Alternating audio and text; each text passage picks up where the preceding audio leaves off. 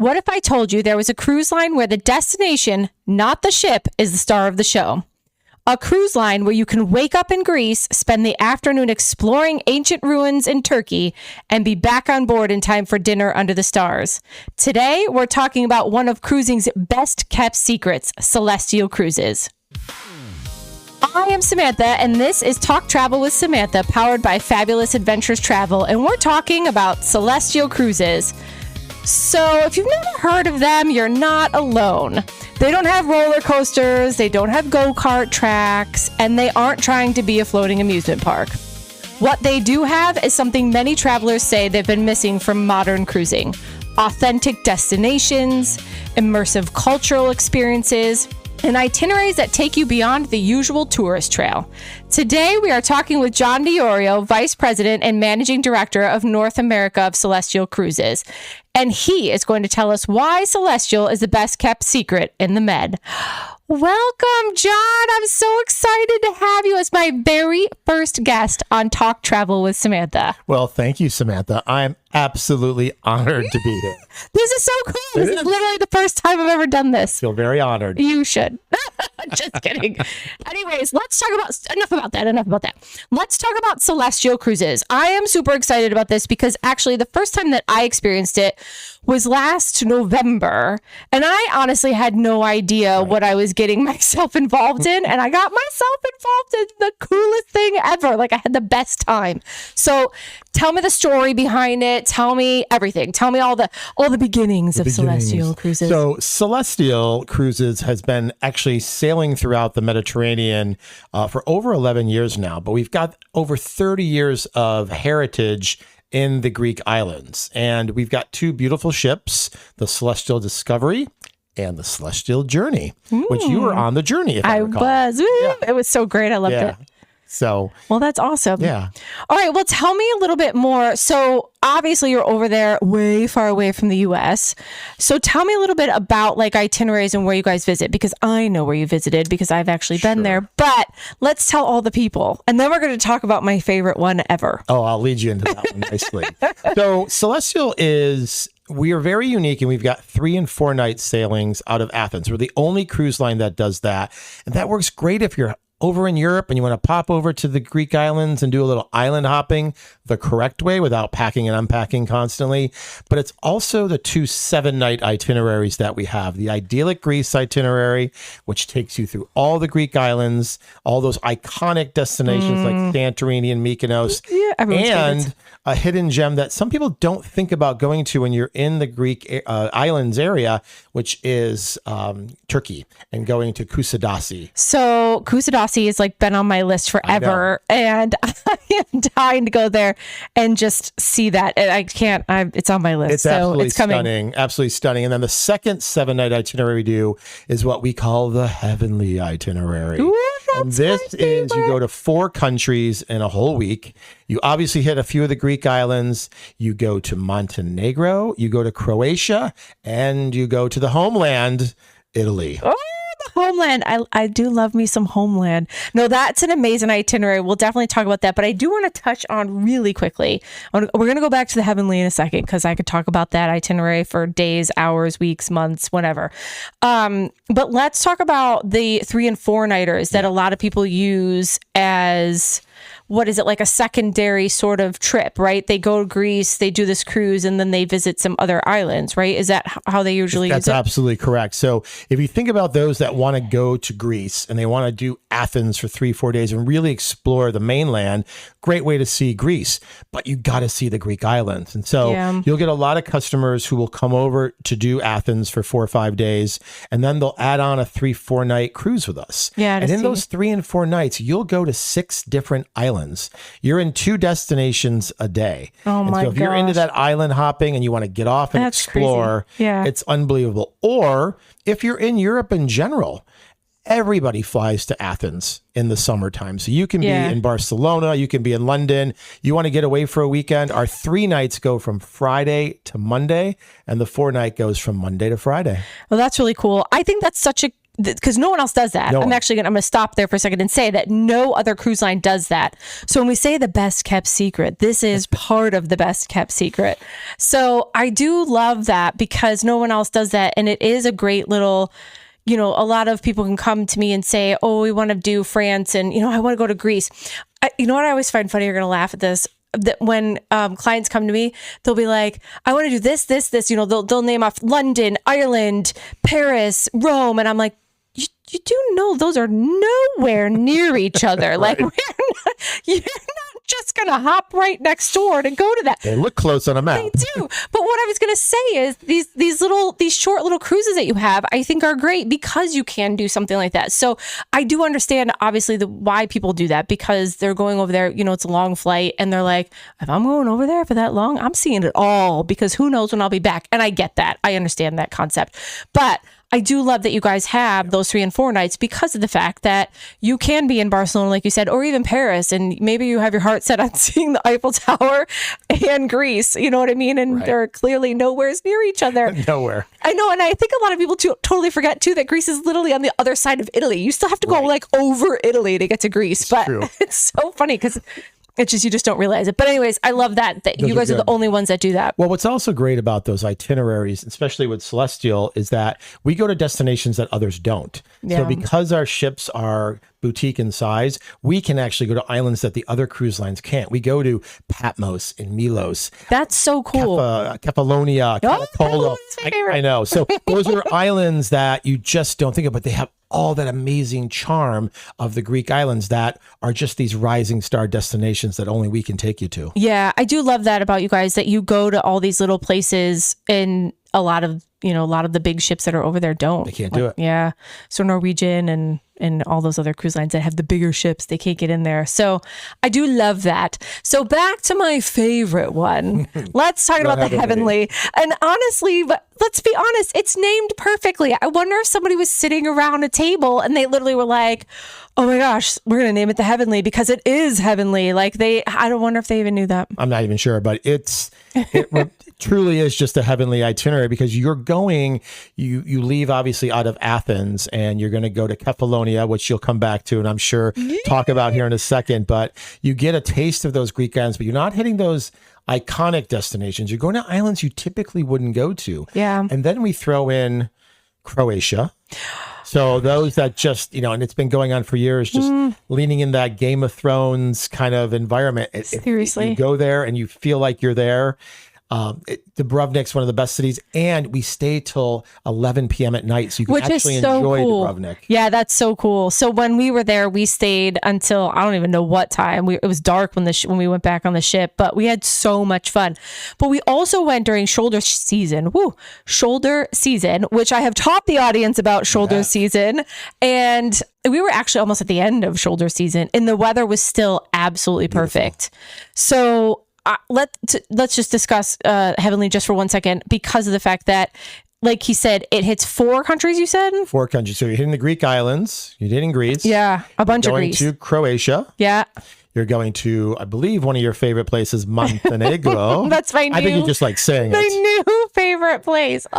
And then, of course, the motherland. The motherland, Italy, which has always been my favorite place. And you go to Bari, Italy. Yeah, which, by the way, nobody knows. So I will say that this itinerary is so great because there are a lot of places that you just wouldn't think to stop. And so when people say I'm going to Italy, they're like, I'm going to Rome. Well, of course you are. Everybody goes to Rome.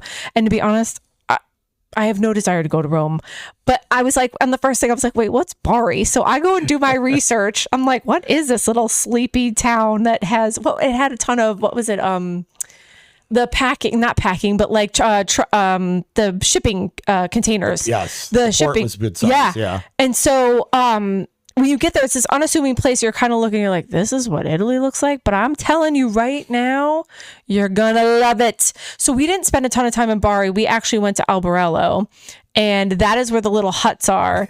And it was charming. It was charming. It was magnificent. It was dreamy. It was everything that you would possibly imagine it to be. The little huts, I felt like, a little Smurfette or something. Not really. That's not what I felt like, but it felt like that. Because that's what they had that very serious. It was like, this isn't normal. This doesn't look normal. They totally look like that, but we had the best time.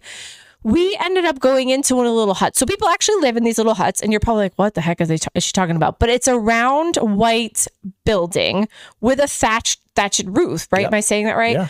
And it's literally as hay, like off the roof. I mean, they tried to change some of them because obviously it's a little more modern than hay. But it is like that though. Yes.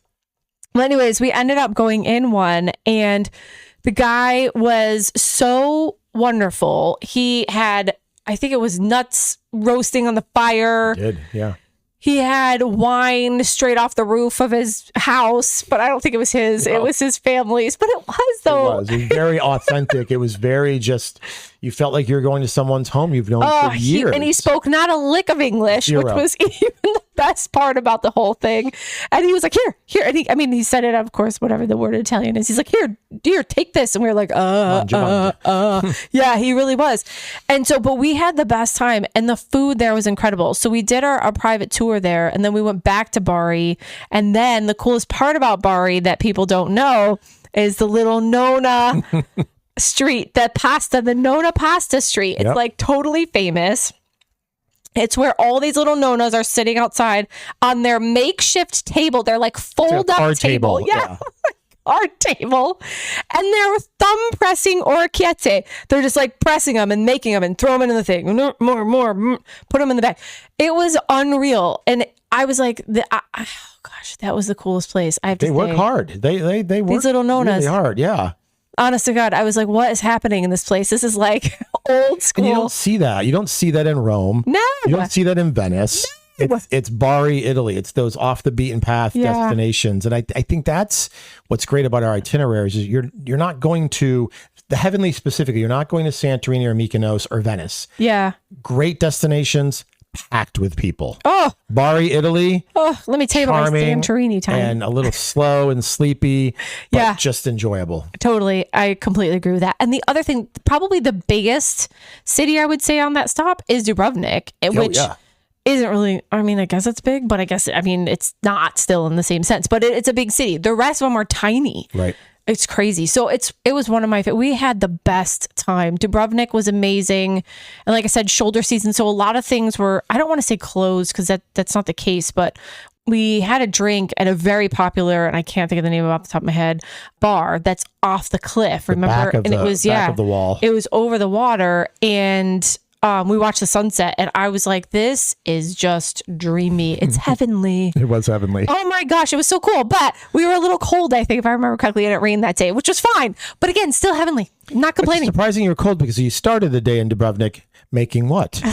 Gin, my own gin. Homemade gin. Which was so cool.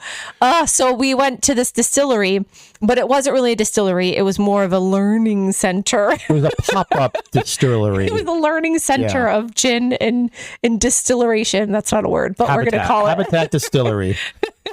So anyways, we went there to make gin, and the first thing that they did was give us a drink with their gin. Habitat was their local gin there that they made. And almost all the things that we learned were almost all of the ingredients, but like 2 or 3, and I can't remember specifically which ones they were farmed right there in Dubrovnik or Croatia, for example. Maybe not Dubrovnik, but I think it was maybe 2 that weren't farmed there.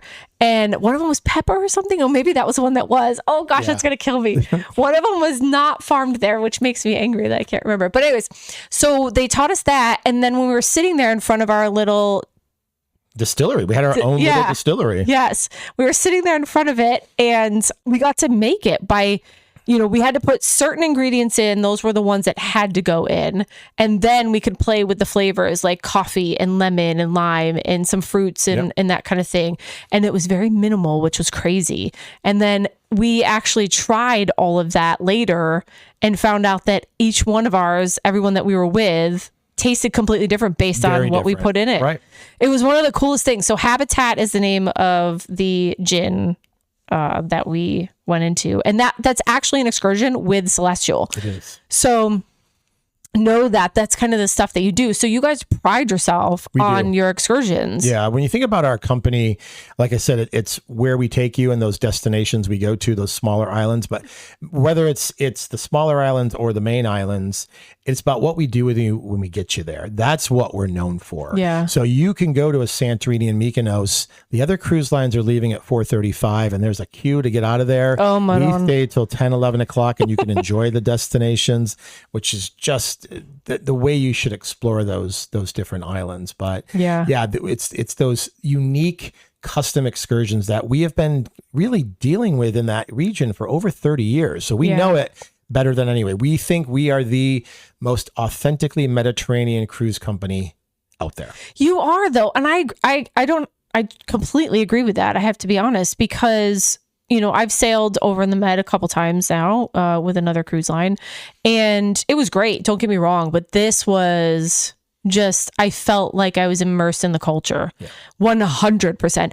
Any stop that I went to, any destination that I went to, I felt like I was immersed in the culture, especially in Greece, of course. That one was huge. One of my only requests during this trip was I really wanted to. I know where you're going with this. I come up with some wacky things, and this was one of them. But the cool part is that they made it happen. So I wanted to cook Greek food with, and I kept saying a nona because I really didn't know what. Well, she was a nona, but what is it the in Italian Greek? version? I don't know. So I was like, I want to cook Greek food with a nona. I honestly don't know what they call their grandmothers there, but they made that happen. And it was so great that we pretty much became family with this family that owned this restaurant. The daughter owned the restaurant. Yeah. And the mother helped. Yeah. And we became their family, and they invited us back for Greek Orthodox Easter so we could throw plates off of the balcony. Like, it was another episode for the future. Oh my gosh, seriously, I'm doing that. I'm going. Very well aware. I am going to throw We've got plates. the plates already reserved for you. I can't wait. I can't wait to throw plates off the balcony. I don't even know what that means, but it's going to be amazing, and I can't wait to experience it. But anyways, so we did that, and the woman that actually was our guide was one of the top guides there in Corfu. She lives there too. Yeah, and I highly suggest her. So if you ever want her name, if you're in Corfu and you want her name, I will give it to you, because she was phenomenal. Like, one of the best guides I had. Well, the woman in Kefalonia we had too was great too. Yeah, that one we booked on our own. And in Bari too, we had a great guide in Bari that took us around. Yeah. So anyway, I do love how immersed you are in the culture on your cruise line. Like, it's just job well done on that 100%. I can't wait to experience it more, because you have actually new itineraries coming. We do have new itineraries coming. So starting this winter, we're expanding our Mediterranean dominance. Ooh, and fancy. we will be sailing starting this December. We'll be doing the Western Mediterranean. So we'll have our one ship, the Celestial Discovery, based out of Barcelona and Lisbon. Ooh. So we're doing Barcelona, Lisbon for goodness. 7 nights and back. We're stopping at places like Malaga. We're doing Casablanca, Tangiers. Oh my gosh. Some beautiful, beautiful destinations. People love Tangiers. Like, I cannot tell you the amount of requests I get for Tangiers. So I'm excited to have another option. And then we've got some great repositionings when you go from Athens over to Barcelona at the beginning of the season. Oh my gosh, you probably stop everywhere. Where does it stop? Don't even tell me. I can tell you if you No, want to tell know. me. I do want to know. Want to know. So we stop. We stop in Kusadasi. We stop in Monaco.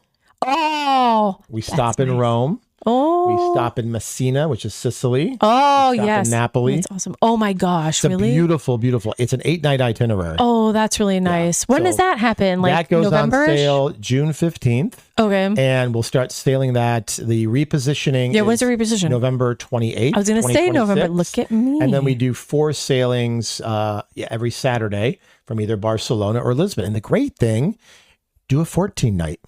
Fly over, do 14 nights, and you'll get both itineraries, because they're both have different stops. Yeah. So you can do 14 nights, and it's just going to be amazing. And I don't have a name for it yet. Oh, Oh, you don't have names We're for them? literally coming up with a name for it. Oh my gosh, you guys should write in and tell us what the names you want. Maybe you'll win the name lottery. Oh my gosh, that's so cool. Don't take away my heavenly, because it's clearly heavenly. No, it's staying heavenly. It definitely should stay heavenly. Oh, that's so cool. I'm so excited. We're excited about that. So we'll have that on sale in a couple weeks, and that's for this winter and winter 27-28. We'll have a full season next winter. Oh, that's really, really cool. Yeah, we're excited. Oh my gosh. Well, I love it. Lisbon has actually been on my list. I've not gone there.